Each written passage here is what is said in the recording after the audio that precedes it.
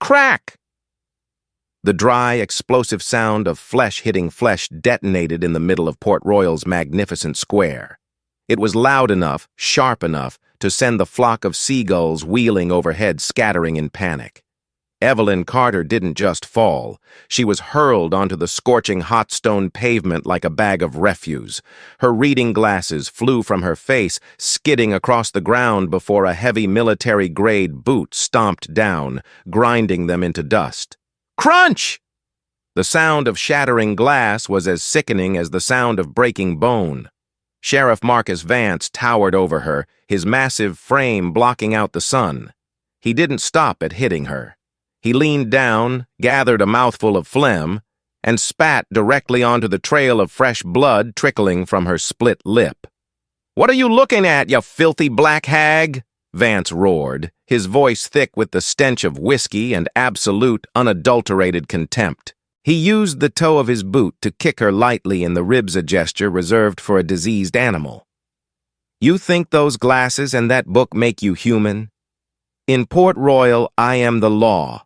I am God. And you? You are a stain on my sidewalk. Crawl back to your slum before I finish the job." The crowd of wealthy tourists froze in deathly silence. Ladies in linen dresses covered their mouths with manicured hands, but no one stepped forward. The fear radiating from Vance was more potent than their expensive perfume. Evelyn lay there, tasting the metallic tang of blood mixed with road dust and the bitter ash of humiliation. A spike of agony shot down her spine, but strangely she did not tremble. Slowly, agonizingly, she pushed herself up to a sitting position. Her thin, wrinkled hand reached up and wiped the bright crimson streak from her chin. She did not cry. She did not beg. She looked up. Her dark eyes bored straight into the soul of the giant man laughing above her. It was not the look of fear. It was the look of a grim reaper who had just been awakened. Her gaze was cold, emotionless, and sharp as the blade of a guillotine. Vance laughed, turning to his deputy. "Look at that. I beat her silent." He was wrong. It was the most catastrophic mistake of his rotten life. He thought he had just disciplined a homeless nobody. He had no idea that the woman sitting at his feet, with his spit on her face, was a justice of the United States Supreme Court, a woman whose gavel struck with enough force to make presidents tremble. The moment his dirty hand touched her face, he hadn't just broken a law. He had signed his own death warrant and lit the match that would burn this entire town to ash. Port Royal at 10 a.m. was less a town and more a carefully curated hallucination of wealth. It was a place where the air didn't just smell of salt. It smelled of old money, a scent of exclusivity, manicured hedges, and the distinct, quiet hum of electric golf carts navigating streets paved with imported cobblestones. The sun beat down on the whitewashed hulls of million-dollar yachts bobbing in the marina, casting blinding reflections that danced across the waterfront. Here, the chaos of the outside world politics, poverty, noise, was filtered out by invisible gates of privilege. It was a sanctuary for those who could afford to buy silence. Evelyn Carter sat on a marble bench facing the central fountain of Founders Memorial Park. At 64, she cut a diminutive figure, almost swallowed by her charcoal gray, slightly worn jogging suit. Her silver hair was pulled back into a severe, practical bun, exposing a face devoid of makeup but etched with lines of deep character, the kind of lines carved by decades of reading fine print under dim lamplight. On her lap rested a thick, leather-bound book. The cover was scuffed, the gold lettering faded, but legible to those who looked closely. Advanced Constitutional Principles and Federal Jurisprudence. To the passers-by, women in linen walking purebred poodles and tourists in oversized sunglasses, Evelyn was invisible. Or worse, she was a visual glitch in their perfect matrix. She looked like the help taking an unauthorized break, or a drifter who had wandered too far from the public bus stop. They didn't know about the 6-inch scar running down the center of her sternum, hidden beneath her sweatshirt, the fresh souvenir of an open-heart surgery 3 months prior. They didn't know she was here on strict orders from her cardiologist to find peace. And they certainly didn't know that the mind currently analyzing the text on her lap was one of the 9 most powerful legal minds in the United States. Evelyn took a slow, measured breath, syncing it with her resting heart rate.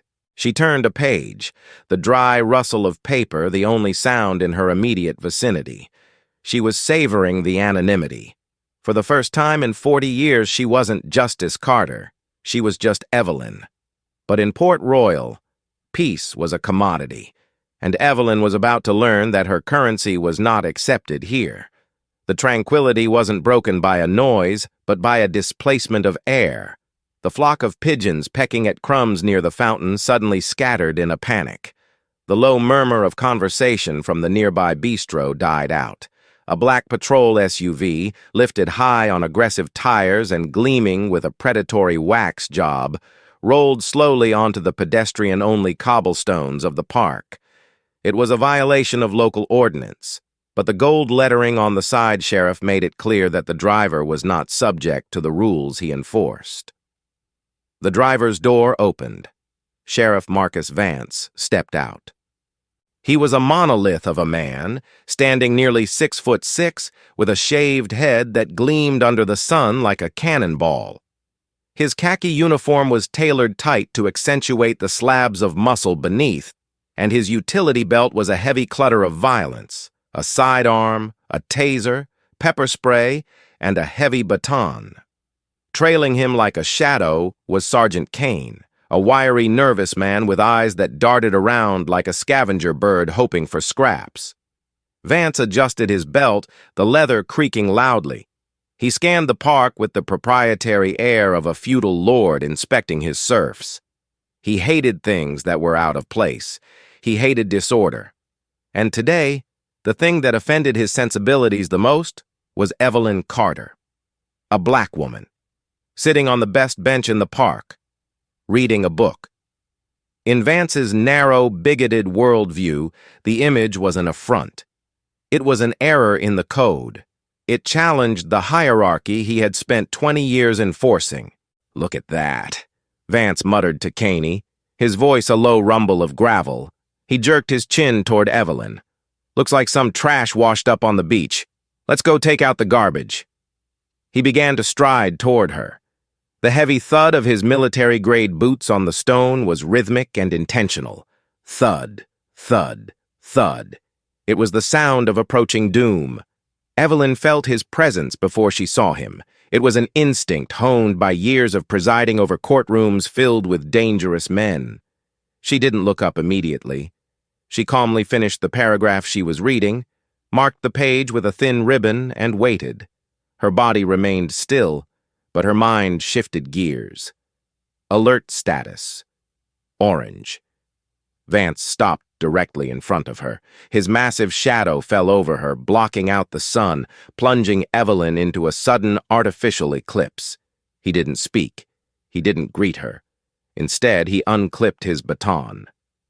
With a casual, almost lazy flick of his wrist, he used the tip of the weapon to tap the toe of Evelyn's sneaker. Tap, tap. It was a physical violation. It was the way one might prod a sleeping animal on the side of the road. "Hey!" Vance grunted, his voice thick with disdain. "Wake up! This ain't a homeless shelter. No sleeping on the benches." Evelyn slowly lifted her head. She removed her reading glasses, folded them deliberately, and placed them on the book. Then she raised her eyes to meet his. "I am not sleeping, officer," she said. Her voice was startlingly rich, possessing the crisp, mid-Atlantic diction of the Ivy League, a sharp contrast to her rugged appearance. "I am reading. And to my knowledge, there are no ordinances prohibiting citizens from reading in a public park." Vance blinked. Her articulation took him aback for a microsecond, but surprise quickly curdled into rage. He hated it when people like her tried to sound smart. It felt like a trick. "I didn't ask you what you were doing," Vance hissed. leaning down so his face was level with hers. The smell of stale tobacco and mint gum washed over her. "I told you to move. This area is for residents and tourists. It ain't for drifters." "I am renting a property on Ocean Drive," Evelyn replied, her voice maintaining a deadly even keel. "I have as much right to be here as anyone else." "Ocean Drive?" Caney snickered from behind Vance. "You hear that, boss? She probably cleans the toilets there and stole the owner's clothes."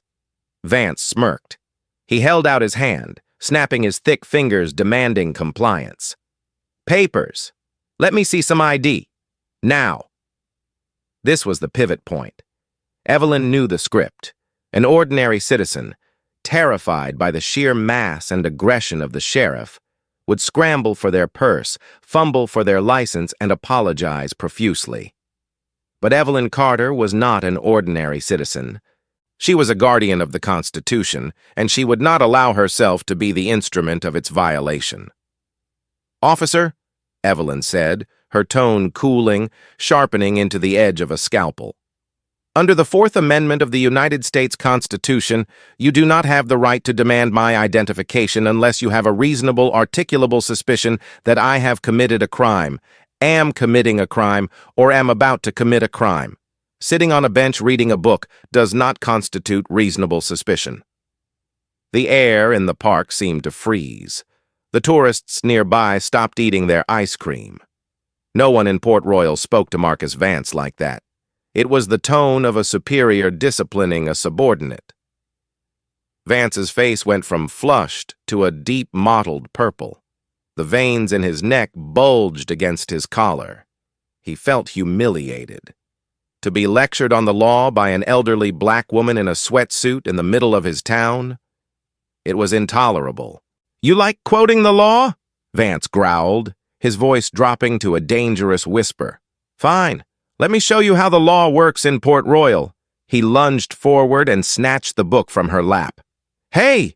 Evelyn exclaimed, instinctively reaching out, but she was no match for his strength. Vance held the book up, inspecting the cover with a sneer.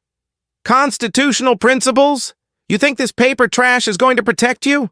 And then, with a cruel, dismissive laugh, he wound up his arm and hurled the book backward. It arced through the air, pages fluttering like the wings of a dying bird, before splashing heavily into the center of the fountain. Splash. Water sprayed upward. The heavy book sank, the words of justice and liberty blurring instantly under the chlorinated water. It wasn't just property damage. It was a symbol. Vance had just declared that the law held no water here. A surge of adrenaline hit Evelyn's chest, making her Arthur-mending, fragile heart hammer against her ribs. She stood up, her small frame radiating a sudden, fierce energy. "That is destruction of private property and a flagrant abuse of authority," she declared, her voice projecting to the back of the square. "You are unfit to wear that badge. I will be reporting this directly to the Department of Justice." "Reporting?" Vance stepped into her personal space, using his chest to bump her shoulder, a primitive, physical intimidation tactic. "Who are you going to report to? I am the sheriff. I am the law. And you're just an uppity old hag resisting a peace officer." He raised his baton, pointing it at her chest. "On your knees. Now. You're under arrest for disorderly conduct and resisting an officer." "I will not kneel," Evelyn said, looking up into his eyes, her chin raised. "And I have committed no crime." Her defiance was the final straw. Vance couldn't handle the gaze, the look that held no fear, only judgment. He needed to break it. He needed to see her cower. Without a word of warning, Vance swung his left hand. It wasn't a tactical maneuver.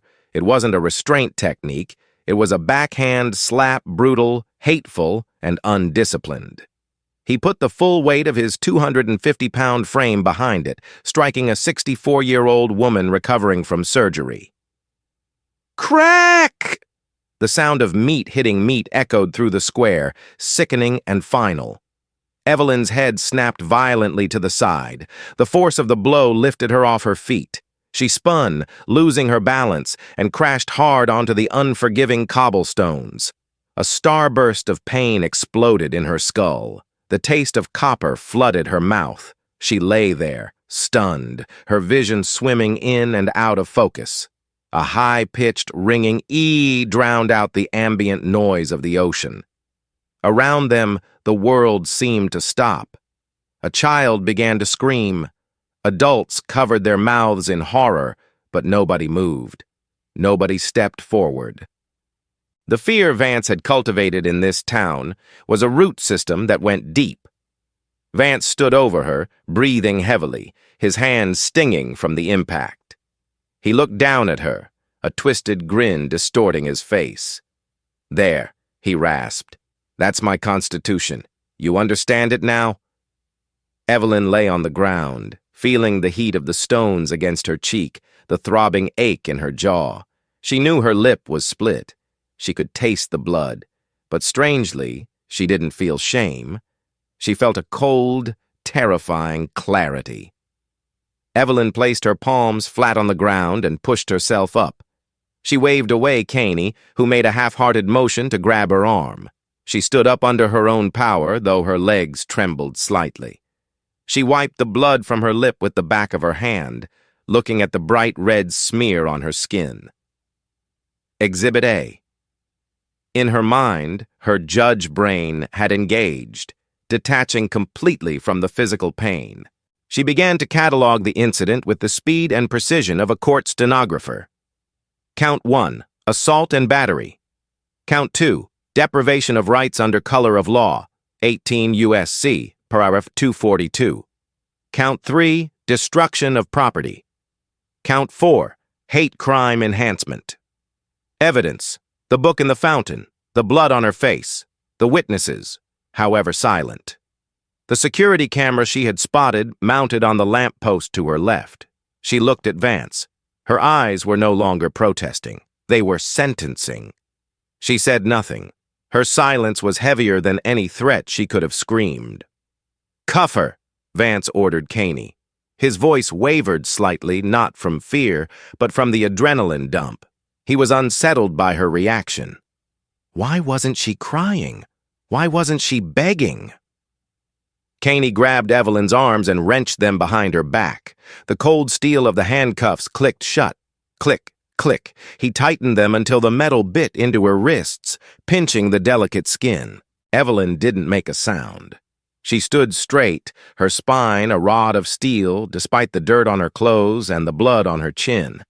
As Caney shoved her toward the patrol car, Evelyn walked with dignity, as if she were ascending the steps to the bench, not being loaded into a cage.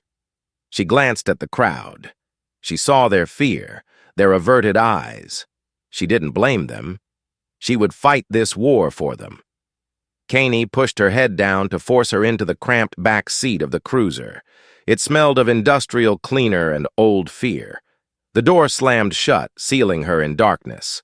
Outside, Vance was laughing with a tourist, making a show of dusting off his hands, explaining that he had just apprehended a dangerous, mentally ill vagrant. Sitting in the car, Evelyn closed her eyes. A dull ache throbbed in her chest, a reminder of her mortality. But her will was harder than diamond. He thinks he won, Evelyn thought, her breathing slowing to a meditative rhythm. He thinks he just threw an old black woman in jail. He doesn't know that he just signed his own life sentence. The siren wailed to life, a ridiculous pompous display of power, and the SUV peeled out of the square, carrying a storm in the back seat that was about to wash Port Royal clean. The Port Royal Police Precinct was an architectural lie. From the street, it was a charming, whitewashed colonial building with shuttered windows and blooming bougainvillea, blending perfectly with the resort town's aesthetic. But the moment the heavy steel doors of the Sally Port slammed shut behind the cruiser, the facade dissolved. Inside, the air did not smell of sea salt and jasmine. It smelled of wet wool, stale cigarette smoke, and the distinct copper tang of old blood that no amount of bleach could scrub away. It was a damp, subterranean fortress, a concrete stomach designed to digest the town's secrets. Sergeant Caney dragged Evelyn out of the car. Her legs were stiff, her jaw throbbing with a dull, rhythmic ache. She was led past the booking desk, where a dispatcher with bored eyes didn't even look up from her magazine. "Personal effects," Caney barked, shoving Evelyn against the counter. Evelyn complied silently.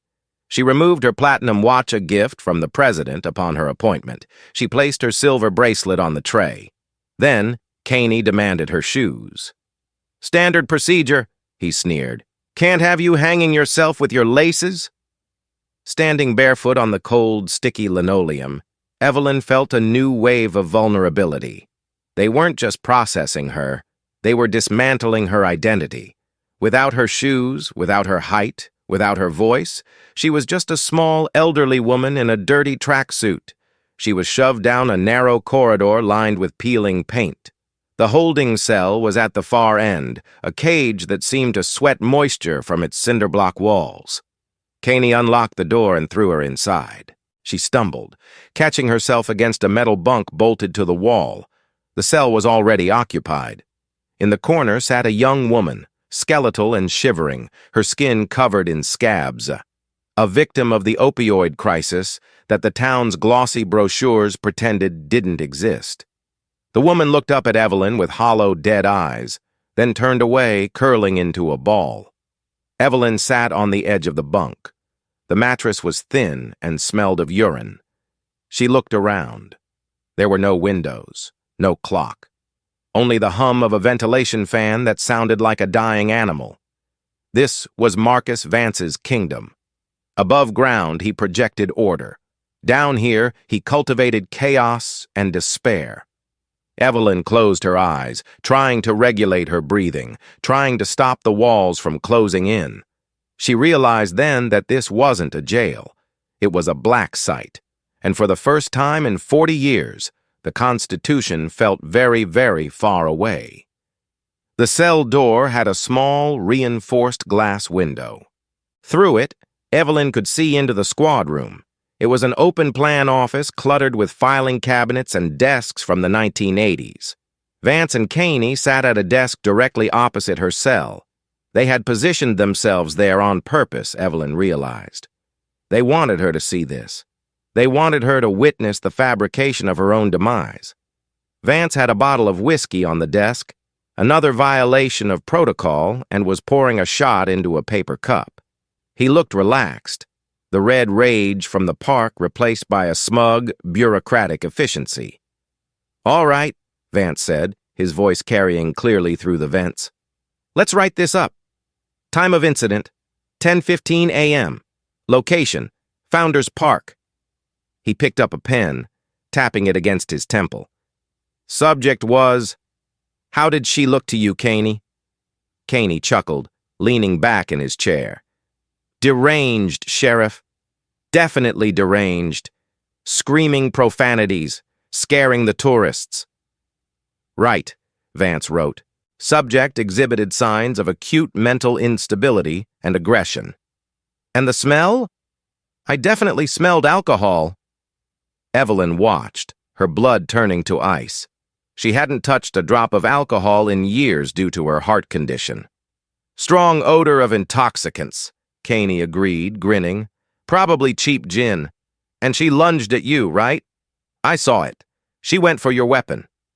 "Attempted to disarm a law enforcement officer," Vance narrated as he scribbled. "That's a felony, plus assault on an officer, resisting arrest, disorderly conduct, and let's add, destruction of public property. She bled on the sidewalk." They laughed. It was a guttural, wet sound that echoed in the concrete box. Evelyn gripped the edge of the metal bunk until her knuckles turned white. They weren't just lying. They were building a cage of words. They were crafting a narrative that would strip her of her credibility before she ever stepped foot in a courtroom. To the world, she wouldn't be a respected judge. She would be a drunk, violent vagrant who attacked a hero sheriff. She watched Vance pick up the phone. He dialed a number, speaking low.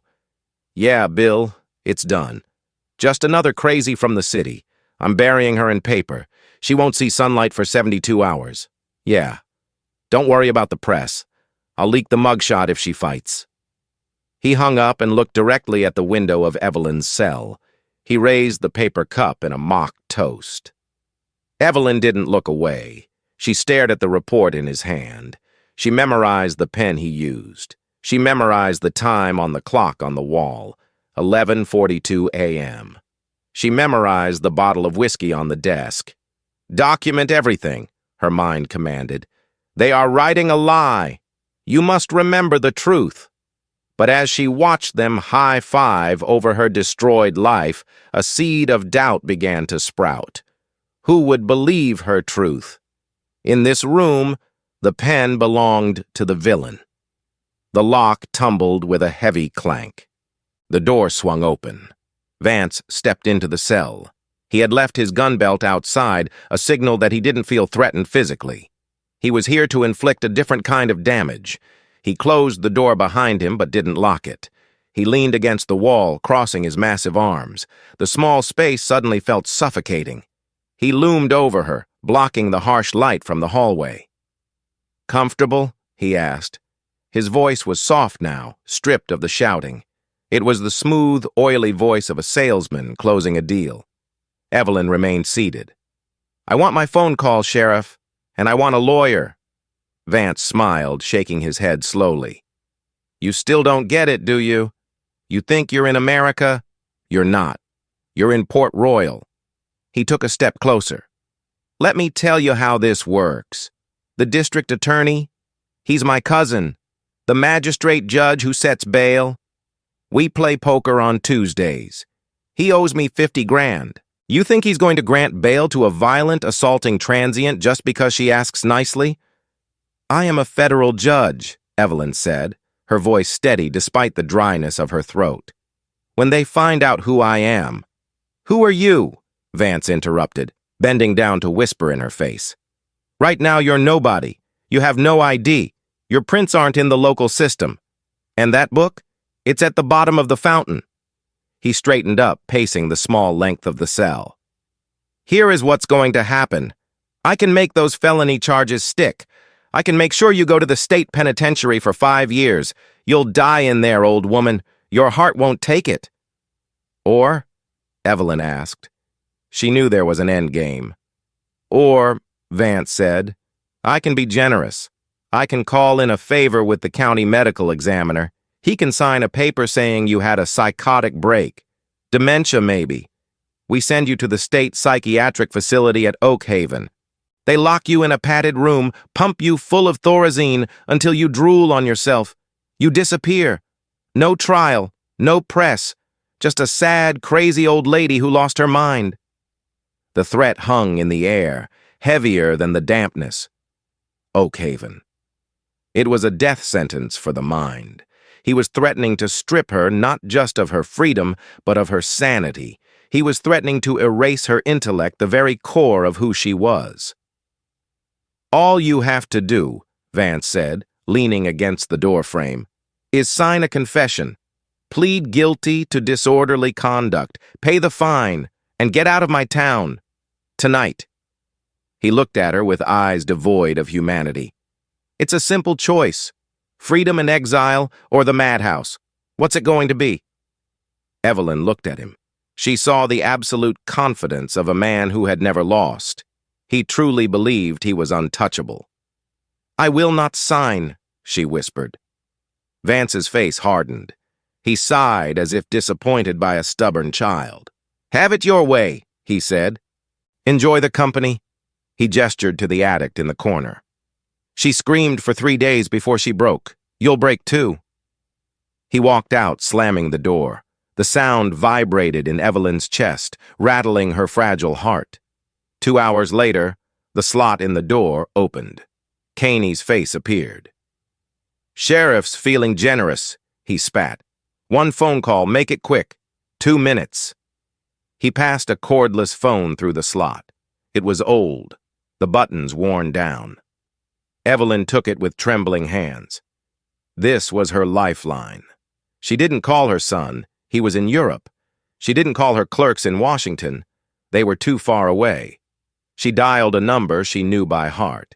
Judge Arthur Halloway, the Chief Justice of the local circuit court. She had met Arthur years ago at a judicial conference. He was a man of principle, or so she thought. He had spoken eloquently about the sanctity of the law. He had a vacation home 10 miles north of here. If anyone in this godforsaken county had the power to override Vance, it was him. The phone rang. Once. Twice. "Hello? Holloway speaking?" "Arthur," Evelyn said, her voice cracking with relief. "It's Evelyn. Evelyn Carter."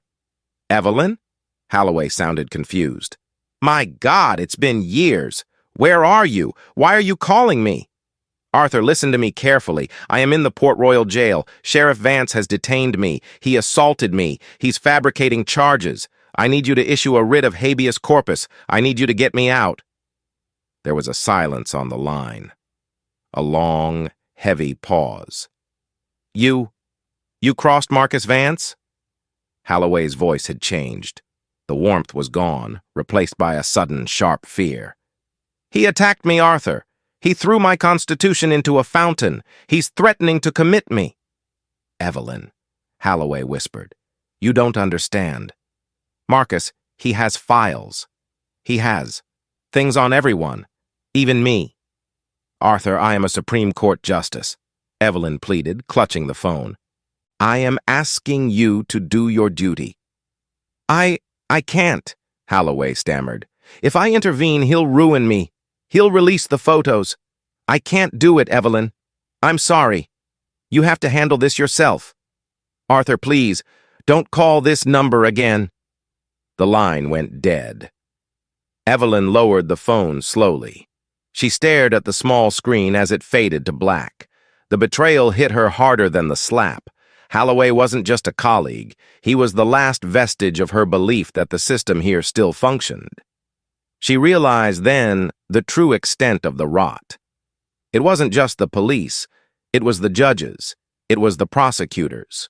The entire immune system of the law had been compromised by a virus named Marcus Vance.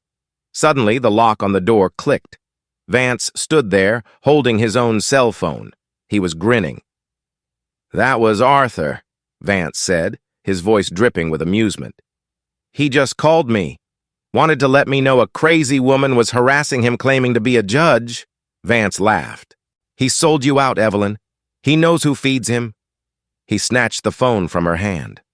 "You have no friends here," Vance whispered. "You have no title. You have no power. You are alone in a box." He slammed the door again. Evelyn sank to the floor. The darkness of the cell seemed to thicken, pressing against her eyes, her lungs. She wrapped her arms around her knees, rocking slightly. She was 64 years old. She was injured. She was alone. And for the first time in her life, the law was not a shield. It was the weapon being used to kill her. This was the bottom, the absolute zero. But in the silence of that despair, a single cold thought crystallized in her mind. If the law is dead here, Evelyn thought, her tears drying on her cheeks, then I must become the executioner. Night in the Port Royal holding cell was not defined by darkness, but by the relentless buzzing torture of the fluorescent lights that never turned off. Time had dissolved into a shapeless gray fog. Evelyn sat on the floor, her back rigid against the damp cinder block, preserving her energy. Her heart fluttered in her chest, irregular, skipping beats, a physical reminder of her frailty, but her mind remained a fortress. Around 07:00 p.m., the heavy steel door at the end of the corridor groaned open.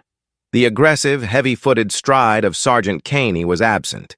Instead, a pair of lighter, hesitant footsteps echoed on the concrete. A young officer appeared at the bars. He looked no older than 22, his uniform slightly too large for his frame, his face unlined and soft. His name tag read Hayes. He carried a plastic tray with a stale bologna sandwich and a carton of milk. He didn't slam it into the slot like Caney would have. He slid it through gently, almost apologetically. "Dinner," Hayes mumbled. He didn't look at her. His eyes were fixed on his boots, his posture screaming shame. Evelyn didn't move toward the food. She stayed in the shadows, watching him. She recognized this type. He wasn't a sadist like Vance or a sycophant like Caney. He was a sheep who had wandered into a wolf pack, now too terrified to leave. "Officer Hayes," Evelyn said. Her voice was raspy from dehydration, but it retained the command of the bench.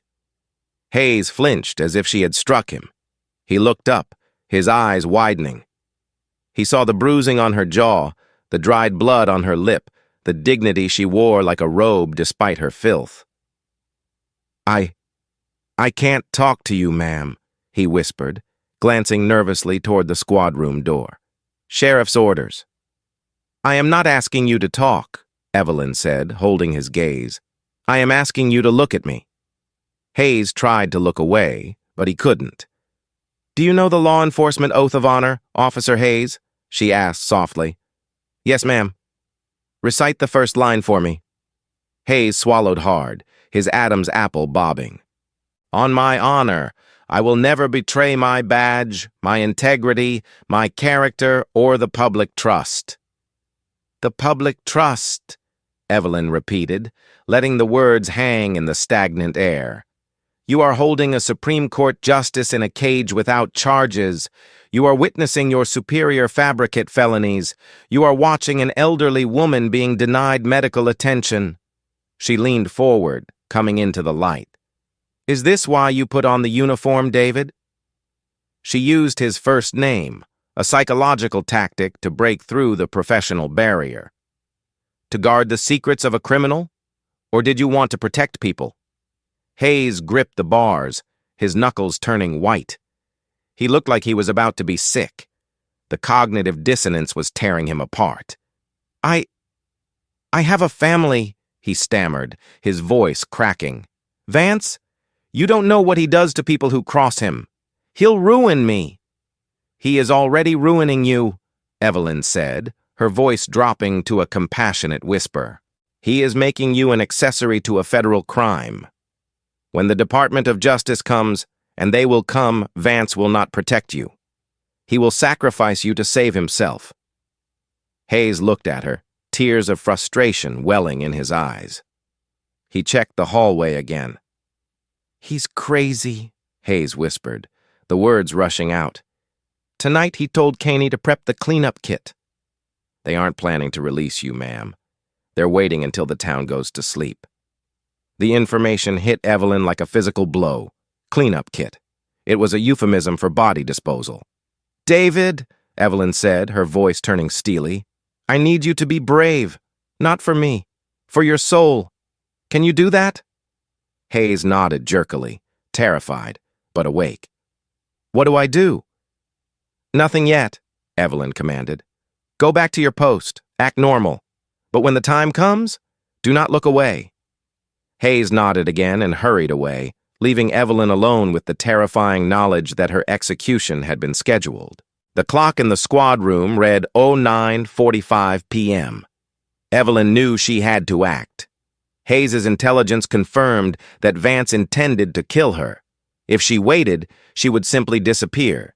She needed to force a confrontation on her terms. She needed to bring them into the cell before they were ready. She needed a weapon. But in a bare cell, her only weapon was her own failing body. She knew the symptoms of her condition intimately. She knew how atrial fibrillation felt, how it made the world spin, how it stole the breath from her lungs. She needed to simulate a cardiac event so convincing that it would override their caution with panic. Evelyn stood up and began to do jumping jacks. It was agony. Her chest screamed, her joints ached, but she pushed herself. 10, 20, 30. Her heart rate spiked, thumping erratically against her ribs. Sweat broke out on her forehead, cold and clammy. She hyperventilated intentionally, flushing the carbon dioxide from her blood to induce dizziness and genuine pallor. She stopped. The room swam. Gray spots danced in her vision. Perfect. She moved to the center of the cell, directly in line with the glass window. "Help!" she gasped, the cry weak and strangled. "My heart!" She clawed at her chest, her fingers digging into the fabric of her tracksuit. She let her knees buckle, collapsing onto the concrete floor with a heavy, sickening thud. She didn't break her fall. She let the impact rattle her bones to sell the realism. She rolled onto her side, curling into a fetal position, her breathing coming in jagged, wheezing gasps. She convulsed once, twice, then let her body go limp, her eyes fluttering but remaining open, staring sightlessly at the wall. Through the glass, she saw movement. Vance and Caney looked up from their desk. Caney stood up halfway, looking alarmed. Vance frowned, putting down his whiskey. "Is she faking?" Caney asked, his voice muffled by the glass. "Maybe," Vance muttered. He walked to the window, peering in. Evelyn held her breath. She let her mouth hang slack. She focused on staying absolutely still, suppressing the urge to shiver from the cold floor. "She's not moving, boss," Caney said, panic creeping into his voice. "If she dies in here, that's a lot of paperwork. That's a coroner's inquest. We don't need eyes on this." "Shut up," Vance snapped. "She's playing games." But he didn't sound sure. A death in custody was messy. A missing person was easier to explain than a corpse in a cell. If she died before they moved her, the timeline would be ruined. "Open it," Vance ordered. "Should I call the paramedics?" Caney asked, reaching for the phone. "No!" Vance roared. "No ambulances, no records. If she's croaking, we handle it ourselves. We dump her now. We say she escaped and ran into the ocean. Open the damn door!" The keys rattled. The lock clicked. The door swung open. Vance and Caney entered the cell. The air shifted, the smell of whiskey and fear flooding the small space. Evelyn lay perfectly still. She slowed her breathing to the shallowest possible rhythm, a technique she had read about in yoga journals during her recovery. She was a corpse in waiting. "Check her," Vance commanded. Caney knelt beside her. His hands were shaking. He touched her neck, searching for a pulse. His fingers were cold and clammy. "Pulse is erratic, boss," Caney stammered. "It's really weak. She's clammy. I think she's coding."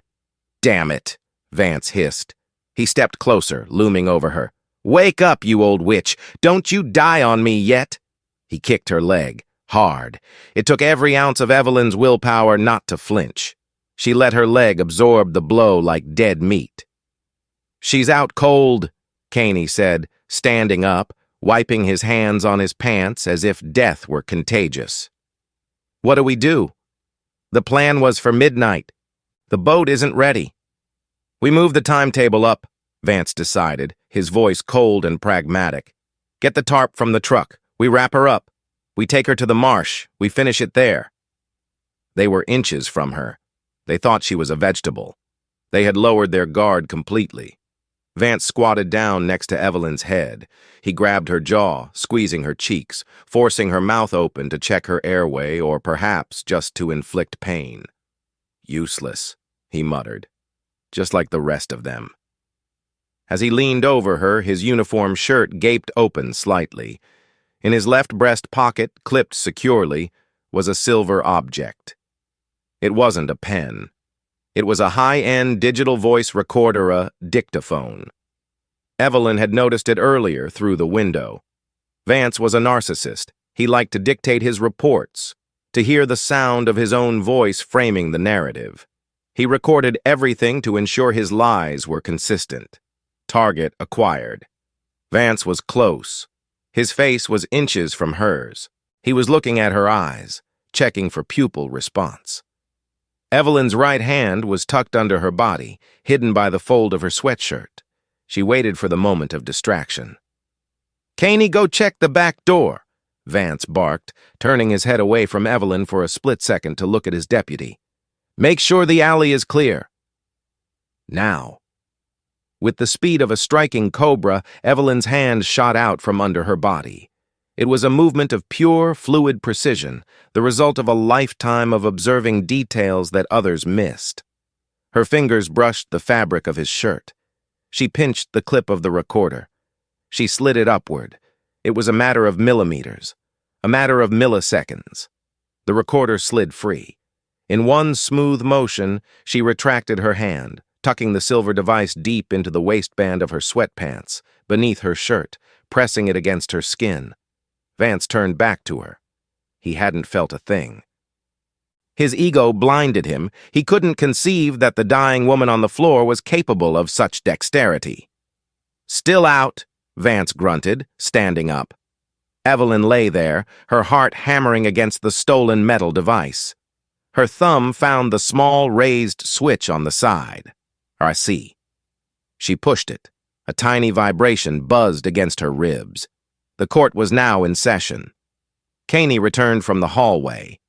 "Alley is clear, Marcus, but Hayes is hovering around the front desk. He looks spooked."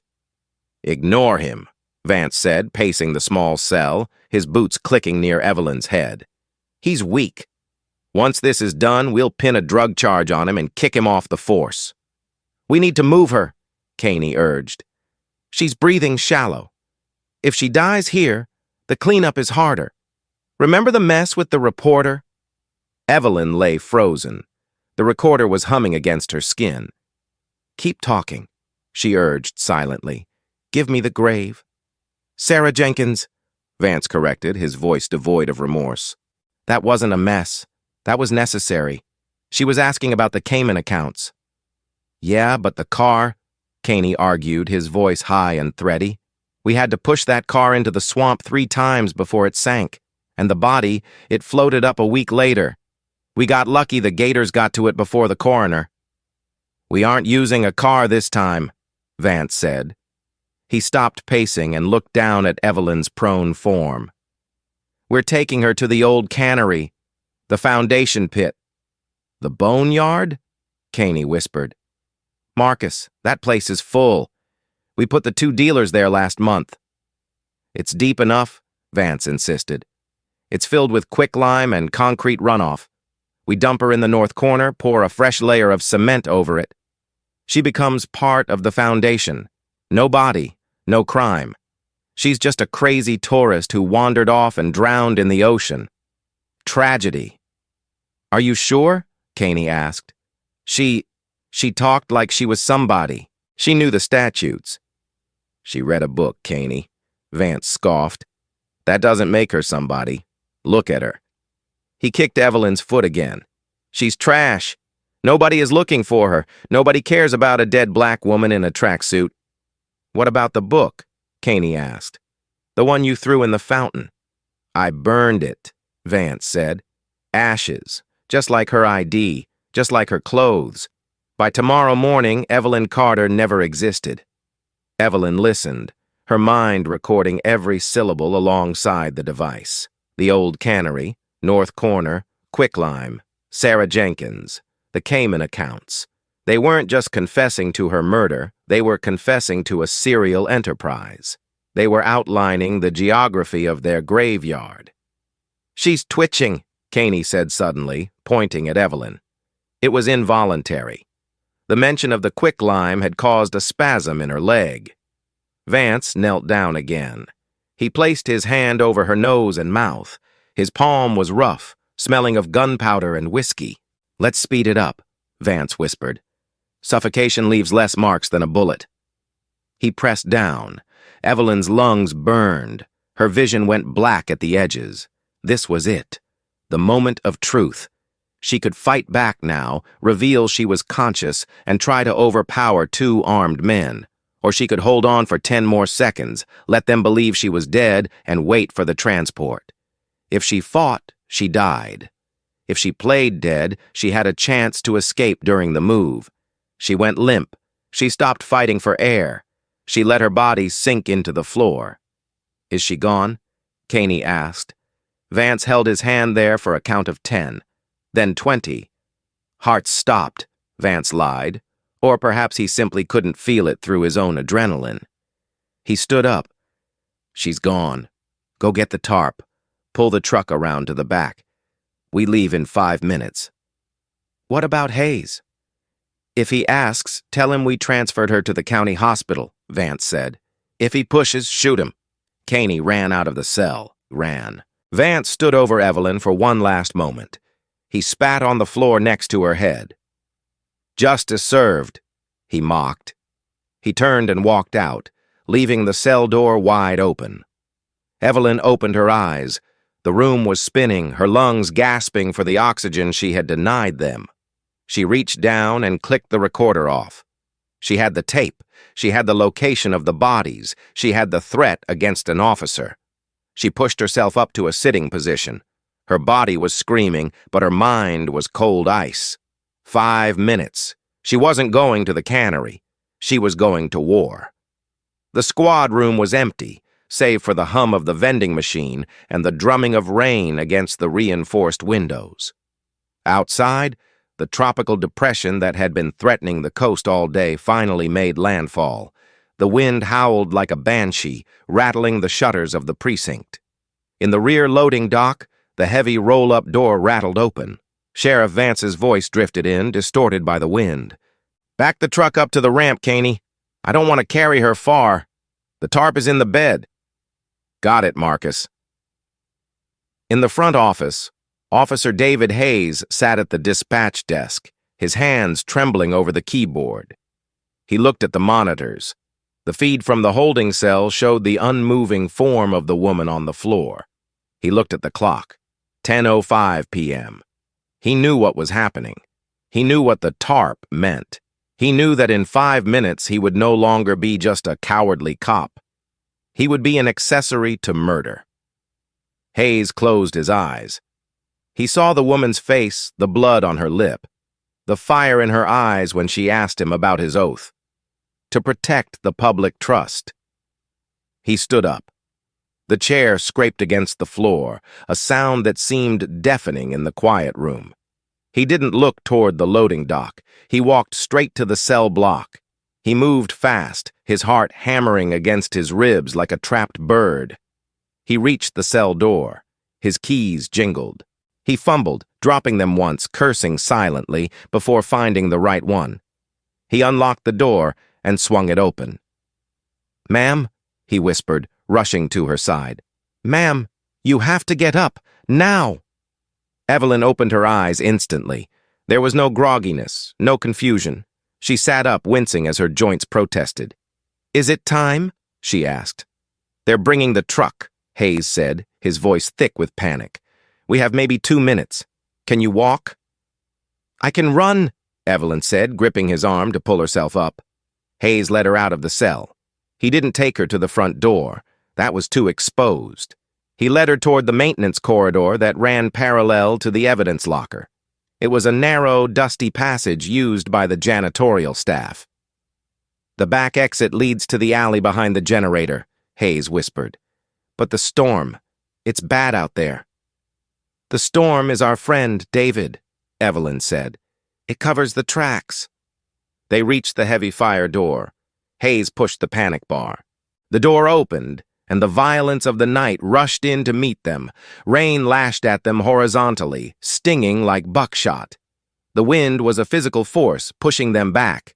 The alley was already flooding, the water ankle-deep and rising, swirling with trash and oil. "Go!" Hayes shouted over the roar of the wind. Evelyn stepped out into the deluge. She was barefoot. The water was cold, shocking her system, but it woke her up completely. The sharp gravel of the alley bit into her soles, but she didn't limp. She ran. Behind them, inside the precinct, a shout erupted. "Hey, where is she?" It was Vance. He had returned to the cell. "Run!" Hayes screamed, grabbing Evelyn's arm. They sprinted into the teeth of the storm, vanishing into the curtain of rain just as the back door of the precinct flew open and a flashlight beam cut through the darkness, searching for a target that was already gone. Port Royal was unrecognizable. The charming, sun-drenched town from the morning had been drowned. The streets were rivers of black water, churning and frothing. Palm trees bent double under the gale, their fronds thrashing like whipped hair. Evelyn ran. Her lungs burned. Her heart, the heart that surgeons had held in their hands only months ago, pounded a frantic rhythm against her ribs. But she didn't stop. She ran with the desperation of a woman who knows that the monster behind her is worse than the storm ahead. Hayes stayed by her side, guiding her through the maze of alleyways and service roads. He knew the town's layout. He knew where the cameras were. "Stay low," he yelled, pulling her behind a dumpster as a patrol car cruised slowly down the main avenue, its spotlight sweeping the storefronts. They crouched in the water, shivering. Evelyn's gray tracksuit was soaked through, clinging to her frail frame like a second skin. She was freezing, her teeth chattering uncontrollably, but her hand stayed clamped over the waistband of her pants, protecting the digital recorder. "Where are we going?" she gasped. "The old chapel," Hayes said. "St. Jude's. It's on the hill overlooking the marina. It's been condemned since the '04 hurricane. No power, no cameras. Vance never goes there." "How far?" "Half a mile." They moved again. The water was deeper now, up to their calves. Evelyn stepped on something sharp glass, or a Shelland felt a slice of pain in her foot, but she kept moving. The adrenaline was a powerful anesthetic. They reached the base of the hill. The path up to the chapel was overgrown, a tangle of wet vines and mud. They scrambled up, slipping and sliding. Hayes grabbed her hand, pulling her up the steepest sections. At the top, the ruins of St. Jude's loomed against the lightning-streaked sky. It was a Gothic skeleton of stone and stained glass, the roof partially collapsed, the doors hanging off their hinges. They stumbled inside. The roar of the wind dropped to a dull howl as the stone walls shielded them. It was dark, smelling of mold and ancient incense. Evelyn collapsed onto a rotting wooden pew, gasping for air. Her chest felt tight. Hayes locked the heavy oak doors, jamming a piece of debris under the handle. He turned to her, pulling a small tactical flashlight from his belt. He shone it on her. She looked like a specter, bleeding, soaked, bruised. But her eyes were burning with a fierce, indomitable light. "We're safe," Hayes panted, sliding down the wall to sit on the floor. "For now." Evelyn took a moment to stabilize her breathing. She checked her pulse, fast but regular. Her pacemaker was doing its job. She reached into her waistband and pulled out the silver digital recorder. It was dry, warm from her body heat. "David," she said. Hayes looked up. He shone the light on the device in her hand. "What is that?" "This," Evelyn said, holding it out to him like a holy relic, "is the confession. It's Vance. It's Caney. It's everything. The murders, the graves, the corruption." Hayes stared at it. He realized instantly what it was. It was the pen recorder Vance kept in his pocket. You stole it off him?" Hayes whispered, awe in his voice. "While you were playing dead?" "I am a judge," Evelyn said, a small, grim smile touching her lips. "I know how to seize evidence." She placed the recorder in his hand. Her fingers were cold, but her grip was iron. "Officer Hayes, I am deputizing you as an officer of the federal court. This device is now federal evidence. You are its custodian."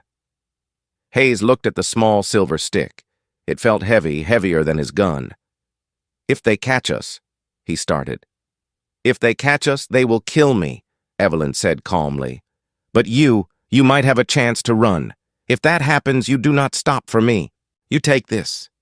You get it to the FBI. Do you understand?" "I can't leave you," Hayes protested. "You swore an oath," Evelyn reminded him. "Not to me, to the truth. That device is the truth. Guard it with your life." Hayes closed his fingers around the recorder. He nodded, a new resolve hardening his young features. He unzipped his tactical vest and placed the recorder in the inside pocket, right over his heart.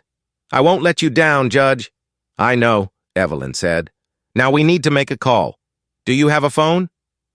"My cell won't have a signal in this storm," Hayes said. "The towers are likely down." "Think, David. You are a first responder. You must have a backup." Hayes's eyes widened. "The sat phone. I have an emergency satellite phone in my go bag for hurricane response." He fumbled with the pouch on his belt, pulling out a thick, ruggedized device with a heavy antenna. "It should work," he said, extending the antenna. "Who are we calling? 911 routes to the dispatch." "Vance controls dispatch." "No," Evelyn said, taking the phone. "We are not calling 911. We are calling Washington." She looked at the keypad. Her hands were shaking from the cold, but her mind was clear. She punched in a number. It wasn't a public number. It was a direct, secure line she hadn't used in 2 years. She pressed send. She held the phone to her ear, listening to the digital trill of the connection bouncing off a satellite 20,000 miles above the storm. Washington, D.C. The J. Edgar Hoover Building. It was 11:30 p.m. The office of the director of the FBI was quiet, save for the hum of the servers and the soft scratching of a pen. Robert Sterling sat behind his desk. He was 50 years old, a man of sharp angles and intense focus. He had been a legendary federal prosecutor before taking the director's chair. He was known for 2 things: his absolute adherence to the law and his loyalty to the few people he respected. At the top of that short list was Evelyn Carter. She had been his professor at Yale Law. She had been his mentor when he was a junior prosecutor. She was the woman who taught him that justice wasn't a job, it was a religion. His private, encrypted line rang. A red light flashed on his desk phone. Sterling frowned. Only 5 people had that number. Ideally, none of them should be calling at midnight on a Tuesday. He picked up the receiver. "Sterling." "Robert," a voice crackled through the static. It was faint, distorted by the storm and the distance, but the timbre was unmistakable. Sterling stood up immediately. "Judge Carter?" "It's Evelyn, Robert." "Evelyn? My God, where are you?" Sterling's voice lost its professional detachment, flooding with genuine worry. "We've been trying to reach you for 3 days. Your clerk said you vanished. There was a report of... We heard rumors of an incident in the South." "I am in Port Royal," Evelyn said. Her voice was weak, breathless, but the steel was still there. "I am in an abandoned church. I am barefoot. I am injured." "Injured?" Sterling gripped the edge of his desk. "What happened? Did you have a heart episode? I'll send a medevac immediately." "No, Robert, it wasn't my heart." She took a breath, and the sound of it rattled in the receiver like broken glass. "I was arrested, Robert, by the local sheriff, Marcus Vance." "Arrested? On what charges?" "No charges. He didn't like the way I looked at him. He didn't like that a black woman was reading a law book in his park." Sterling went silent. He was processing the information, his prosecutor's brain trying to fit the pieces together. "He assaulted me, Robert," Evelyn continued, her voice dropping to a whisper that was louder than a scream. "In the town square, he slapped me, he knocked me to the ground, he called me trash." He struck you?" Sterling asked, his voice dangerously quiet. "He threw me in a cell. He denied me counsel. He denied me medicine. And tonight he tried to kill me." "Kill you?" "He and his deputy entered my cell. They thought I was in cardiac arrest. They confessed, Robert. They planned to take me to a place called the Old Cannery, to bury me in quicklime, to erase me." Sterling closed his eyes. He felt a cold rage spreading through his chest, a sensation he hadn't felt since his days prosecuting the cartel. This wasn't just a crime. This was a desecration. Evelyn Carter wasn't just a judge. She was a national monument. She was the woman who had sworn him into office. "Where are you now?" Sterling asked. "I escaped. A young officer, Hayes. He helped me. We are hiding, but Vance is hunting us. He has the whole town locked down." "Evelyn," Sterling said, "listen to me." "I have the evidence, Robert," she interrupted him. "I have a recording, his own voice, confessing to murders, confessing to the conspiracy." "Secure it," Sterling commanded. "But right now, I don't care about the evidence." "I care about you." He walked to the window of his office, looking out at the lights of the Capitol. "He slapped you," Sterling repeated, as if trying to comprehend the sheer insanity of the act. "He put you in a cage." "Yes." "And he doesn't know who you are?" "He thinks I'm a vagrant. He thinks I'm nobody." A dark, terrifying transformation took place in Robert Sterling. The worried friend evaporated. The director of the FBI, the man who commanded 35,000 agents, stepped forward.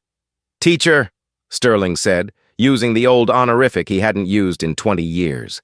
His voice was cold, precise, and heavy with the promise of violence. "Stay on the line. Do not hang up. Do not move. Robert, the storm is bad. They are coming." "Let them come," Sterling said, "because I am coming too." He hit the intercom button on his desk. "Operations, wake up the HRT, hostage rescue team. Mobilize the Atlanta field office. Get the regional SWAT teams on standby. I want air support. I want the Coast Guard to blockade the Port Royal Harbor." "Director?" His assistant's voice came back, confused. "What is the target? What is the threat level?" "The target is the entire municipality of Port Royal," Sterling said. "Threat level is absolute. Authorization code, Omega Justice." He turned back to the phone. "Evelyn?" "I'm here, Robert." "You taught me that the law is a shield," Sterling said, his voice trembling with suppressed fury. "But tonight, the law is a sword." He paused, and when he spoke again, his voice was the sound of a judge passing a death sentence. "I am boarding a chopper now. I will be on the ground in 90 minutes. You tell that boy Hayes to keep his head down, and you tell him—" Sterling took a breath. "You tell him that he is protecting the most important woman in America. And tell Vance, tell him to pray. Because God might have mercy on him, but the United States government will not." "Bring hell, Robert," Evelyn whispered. "No, Professor," Sterling replied. "I'm not bringing hell, I'm bringing the apocalypse." Click. Evelyn lowered the phone. She looked at Hayes. The young officer was staring at her, eyes wide. "Who was that?" Hayes asked. Evelyn leaned back against the stone wall of the church. The storm raged outside, battering the old doors, but for the first time in 2 days, she felt warm. "That," Evelyn said, "was the student who sat in the front row of my constitutional law class for 3 years, and he just decided to fail the entire town of Port Royal." She closed her eyes. "We just have to wait, David. The cavalry isn't riding horses, they're riding Black Hawks." The storm had passed, leaving behind a sky of bruised purple and a town washed clean of its facade. The sun was threatening to rise over the Atlantic, painting the horizon in streaks of blood orange. At the Port Royal Police Precinct, the mood was frantic. Sheriff Marcus Vance was not sleeping. He was in the shredding room, feeding stacks of documents into a heavy-duty industrial shredder. Sergeant Caney was frantically wiping hard drives with powerful magnets. They looked like rats on a sinking ship, their uniforms disheveled, the smell of stale fear and old whiskey clinging to them. "We need to leave, Marcus," Caney stammered, his hands shaking as he smashed a laptop screen. "If she survived, if that kid Hayes talked—" "Nobody talks," Vance snarled, his eyes bloodshot. "We control the narrative. We say Hayes kidnapped her. We say he was the one running the drug ring. We pin it all on him." Vance walked to the window, looking out at the marina. "It's my town, Caney. Nothing happens here without my—" He stopped. The coffee in the mug on his desk rippled. A low, rhythmic thumping sound vibrated through the floorboards, growing louder with every heartbeat. It wasn't the sound of a truck. It was the sound of air being beaten into submission. Vance looked up. Rising from the ocean horizon like Valkyries, 3 Sikorsky UH-60 Blackhawks tore through the morning mist. They were flying low, nap of the earth, their matte black fuselages absorbing the dawn light. They didn't bear the markings of the county or the state. On their sides, in stark, terrifying white letters, was the acronym FBI. "What the hell?" Caney whispered. Before Vance could answer, the radio on his hip exploded with panicked chatter from the harbor patrol. "Chief, we have United States Coast Guard cutters breaching the harbor. 2 Hamilton-class cutters. They are blockading the marina. They are training deck guns on the yacht club." Vance's face drained of color. This wasn't an investigation. This was an invasion. On the main street, the rumble of heavy engines drowned out the waking birds. A column of 20 armored Chevrolet Suburbans, flanked by a Bearcat tactical vehicle, smashed through the decorative wooden gate of the town square. They moved with the synchronized lethality of a hive mind. Tires screeched as they boxed in the precinct, forming a perimeter of steel and glass. Doors flew open. Hundreds of operators poured out. They were not local SWAT. These were the FBI's Hostage Rescue Team, HRT, and the U.S. Marshals Special Operations Group. Clad in full multicam tactical gear, with ballistic helmets and M4 carbines raised, they swarmed the building. A voice, amplified by a military-grade LRAD, long-range acoustic device, shattered the windows. "This is the Federal Bureau of Investigation. The Port Royal Police Department is now under federal control. All personnel lay down your weapons and exit with your hands above your heads. Failure to comply will be met with deadly force." Inside the station, the local deputies' men who had spent years bullying tourists and taking bribes froze. They looked at their service pistols, then at the army of federal agents outside. The calculation was simple. "Don't shoot!" one deputy screamed, unbuckling his gun belt and throwing it to the floor. "I surrender!" It was a domino effect. The precinct capitulated in seconds. Deputies streamed out the front door, hands trembling in the air, dropping to their knees on the wet pavement as federal agents zip-tied them with ruthless efficiency. Upstairs, Vance stood paralyzed. He watched his empire crumble in real time. He reached for his gun, a final act of desperate ego. "Don't do it, Marcus," Caney whimpered, cowering under the desk. "They'll mist us." Vance looked at the Black Hawk hovering directly in front of his office window. A sniper sat on the skid, his rifle aimed directly at the center of Vance's forehead. The red dot of the laser sight danced on Vance's nose. The door to his office didn't open. It exploded inward. A flashbang detonated, filling the room with blinding light and deafening sound. Vance was thrown back against the wall. Before he could regain his vision, he was slammed face first into the carpet.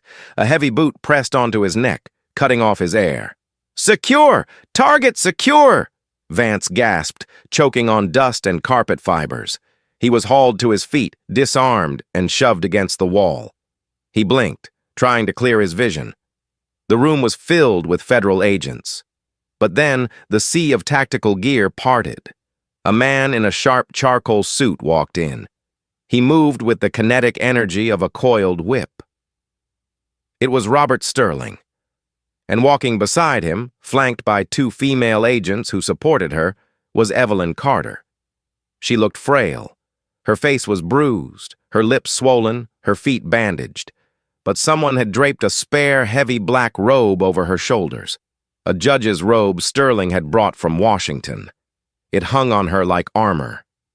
Vance stared at her. His mouth opened, but no sound came out. The trash he had kicked, the vagrant he had planned to bury in quicklime, was standing in his office, looking at him with the cold, impassive eyes of the law itself. The silence in the office was absolute. The only sound was Vance's ragged breathing and the distant thrum of the helicopters. Robert Sterling stopped 3 feet from Vance. He didn't look like a bureaucrat. He looked like a man holding back a tidal wave of violence. He looked at Vance with a disgust so profound it felt like a physical blow. "Marcus Vance," Sterling said. His voice was quiet, but it carried the weight of the entire Department of Justice. "I am Director Robert Sterling of the FBI, and you are done." Vance licked his split lip. He tried to summon his old arrogance, but it was a hollow shell. You can't come in here like this. This is my jurisdiction. I know the governor. The governor," Sterling interrupted, "is currently on the phone with the Attorney General, trying to explain why he shouldn't be indicted for enabling a criminal enterprise. You have no friends, Marcus.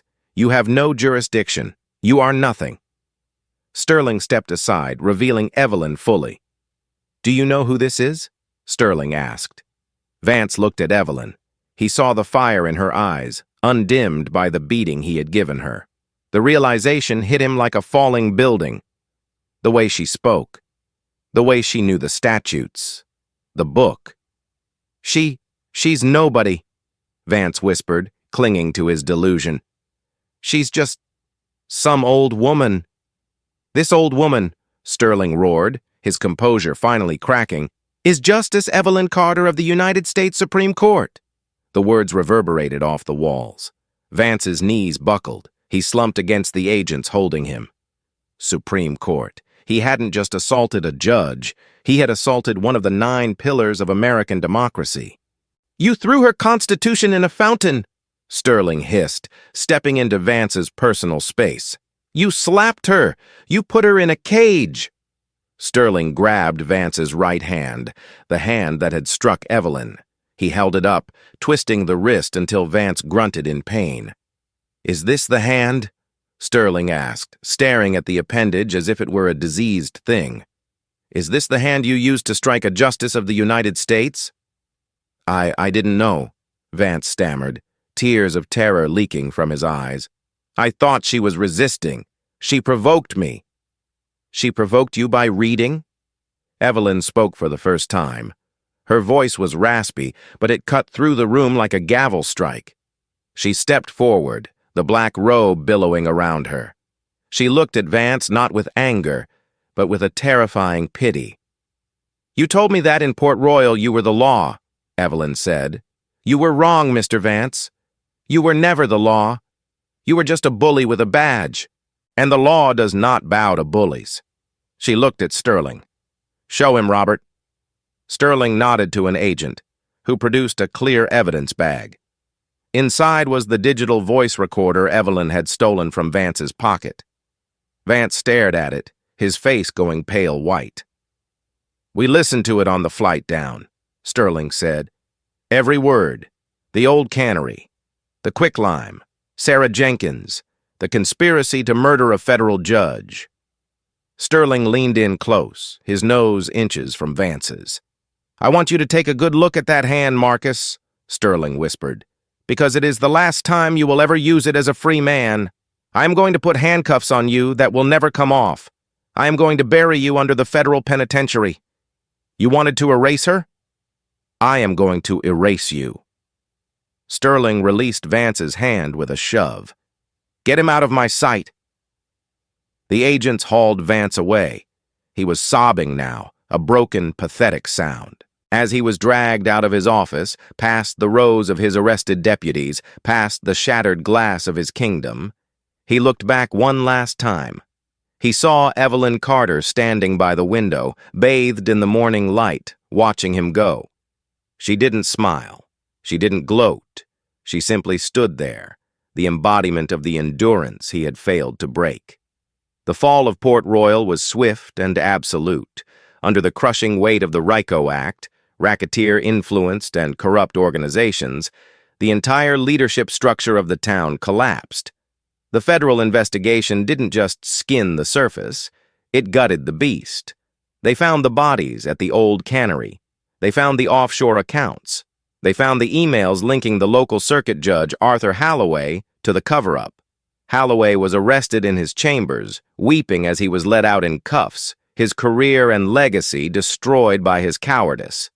Marcus Vance refused to plead guilty, clinging to his narcissism until the end. His trial was a national spectacle. But when the prosecution played the tape, his own voice, casually discussing the disposal of a human being, the jury deliberated for less than an hour.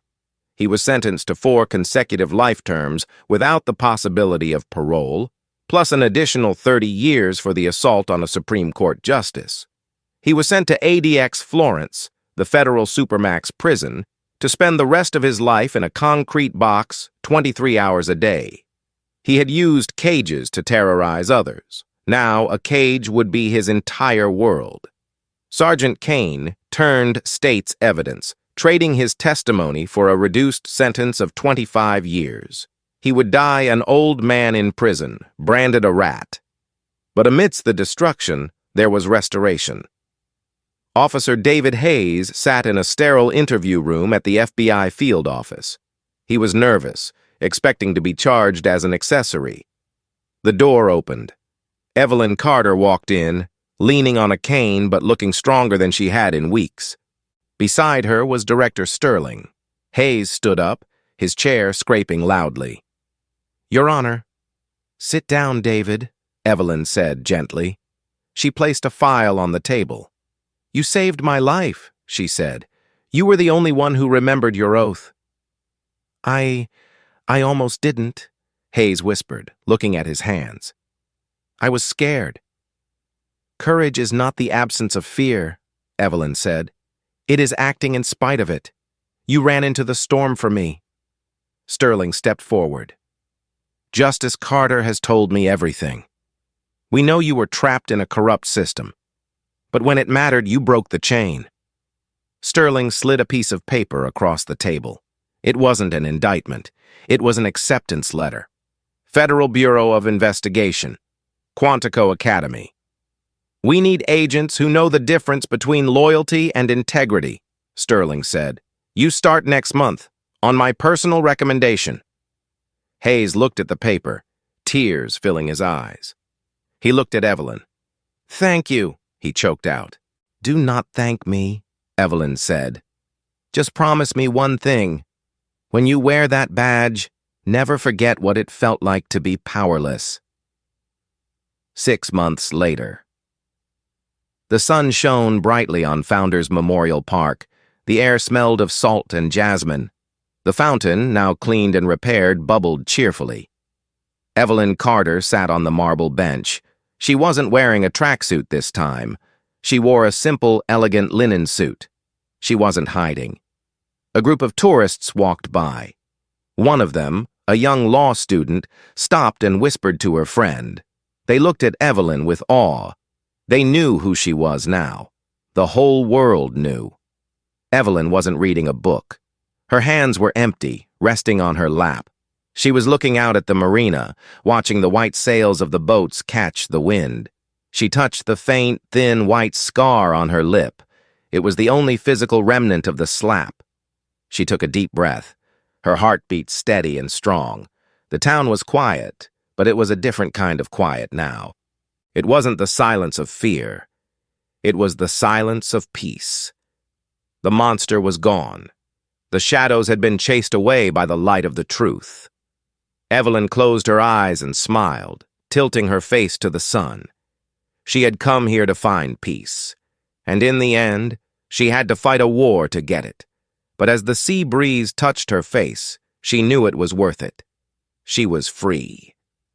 The story of Port Royal serves as a brutal reminder of the fragility of justice.